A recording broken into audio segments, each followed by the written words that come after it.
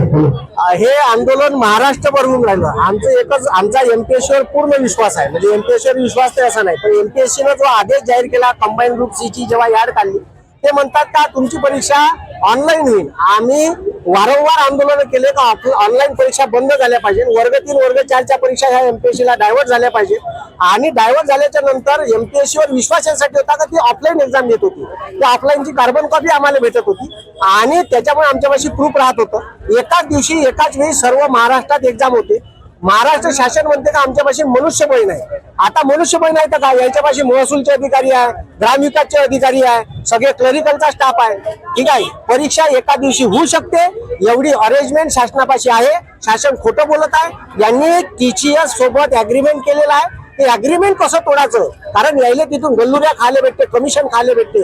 पर पोराय मागं 300-400 रुपये हे कमिशन खाऊन राहिले आणि 1000 रुपये पोरायकडून हे फी घेणार आहे. हे आम्हाला मान्य नाही. आणि यायनं त्या यार्ड मध्ये बी असं टाकलं तर आम्ही एमपीएससी ची जे मेन्स राहील ग्रुप सी ची त्याच्यात जे 5-6 वेगवेगळ्या पोस्ट आहे, तर वेगवेगळ्या पोस्टसाठी वेगवेगळी फी घेऊ. म्हणजे तुम्ही कमिशन खोरीचा धंदा लावला का एमपीएससी? म्हणजे विद्यार्थ्याच्या घरी पैशाचं झाड आहे का असं हलवलं का पैसे सांगते? आम्हाला ऑफलाईन परीक्षा पाहिजे. आम्हाला कंबाईनची मेन्स हे एकत्र फीस पाहिजे. आम्ही तर अशी मागणी केली का तुम्ही आम्हाला 1000 रुपये फी ठेवा एमपीएससी ना, आणि वर्षभरात जेवढ्या बी परीक्षा येईल तेवढ्या आम्हाला देता आल्या पाहिजे. जसं तेरे पब्लिक सर्व्हिस कमिशननं केलं तसं आमच्या राज्यात एमपीएससीनं लागू करावं आणि परीक्षा ऑनलाईन न घेता ऑफलाईनच घ्यावी.